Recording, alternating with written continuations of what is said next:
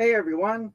Uh, so this is gonna be like a very impromptu kind of thing that I'm posting, which is weird because I usually never report on these kind of things, considering that I'm not a audiophile. I don't collect audiophile stuff. I just collect records.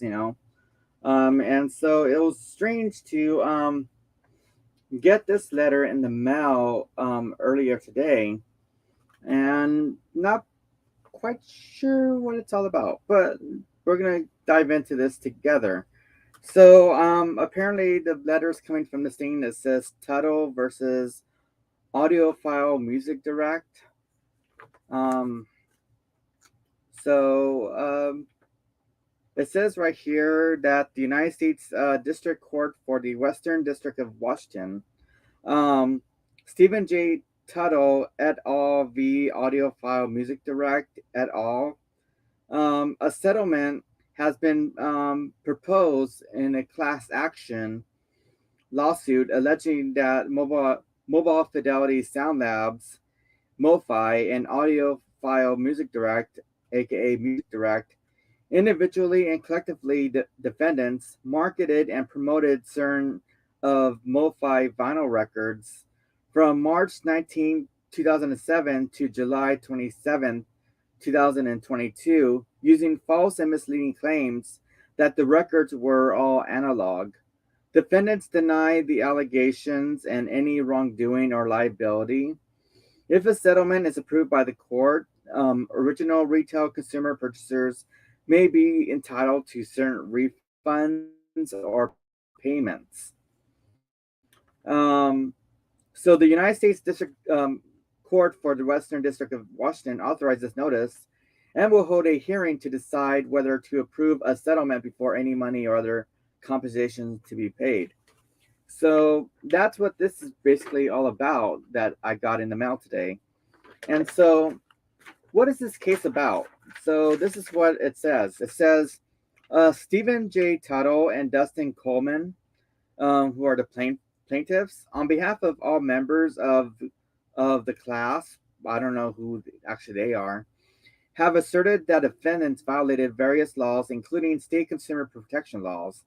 Specifically, plaintiffs allege that defendants' marketing and promoting of MoFi Original Master Recordings (OMR), an ultra disc one step series of vinyl records, relied on false and misleading claims that the records were produced with analog only methods, without the use of any intervening digital step. Plaintiffs allege that in reality, certain of the MoFi records, mainly the applicable records, use a direct stream digital or DSD transfer step in the mastering chain, the absence of which was a material selling point of analog only records. Plaintiffs allege that by misrepresenting the source and provenance of the applicable records, defendants acted unfairly and deceptively and breached their contractual obligation to original purchasers. Defendants also denied all of these such allegations and any liability of wrongdoing, which, from what I've been hearing from people ever since that whole MoFi thing blew up because of that guy's album. I don't know. He was part of the Jackson Five. I don't know. I don't really like his ass. Um, uh, those albums were coming out, and everybody started to question, like, hey, aren't is this are these records analog or are they actually coming from digital? So apparently that's where this action is coming from. And then it says right here, why is this a class action? And it says in a class action, one or more people called class representatives sue on behalf of people who are similarly situated and having similar claims. All these people are class members. One court resolved the issue for all class members, except for those who exclude themselves from the class.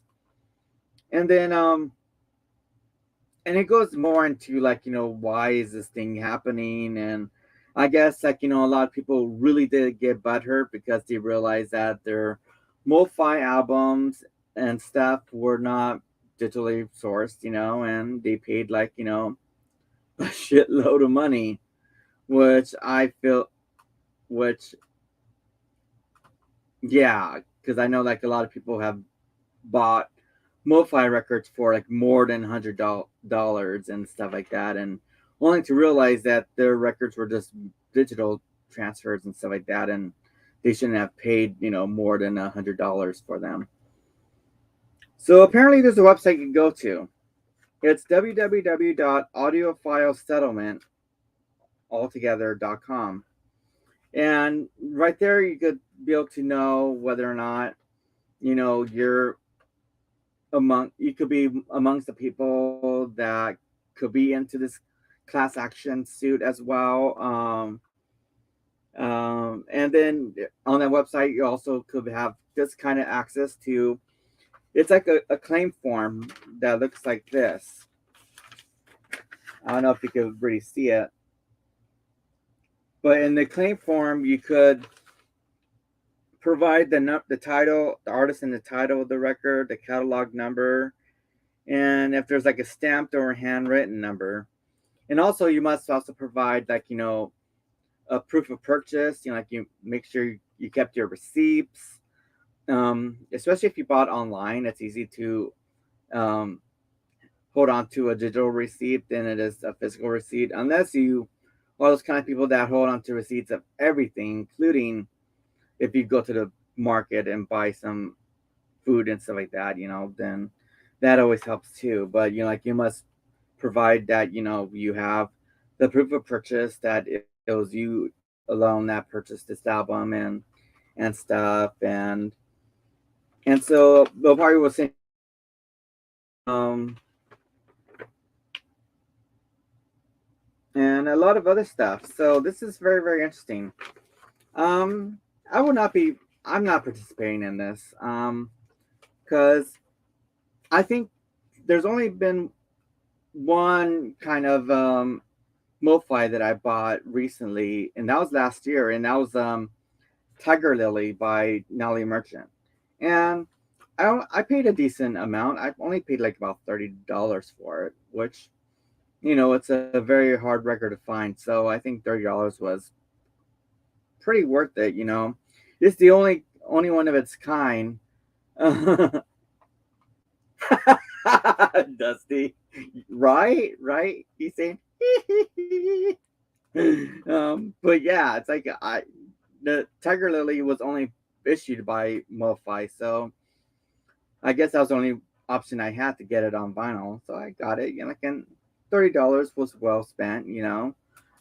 So I don't see myself participating in this, but I know that once like a lot of the audiophiles out in the vinyl community hear about this, they're gonna be like, "Hey, I want part of that action." Shit, I spent like about 1,000 or more dollars on MoFi's. Now knowing that they're all digital and I overpaid, I want some of that money. So I think people are gonna attach themselves to this kind of lawsuit that's going on. Um, but yeah, it's interesting that this is happening, and the most interesting part is me getting this in the mail. No, I don't know why I got this. I don't know.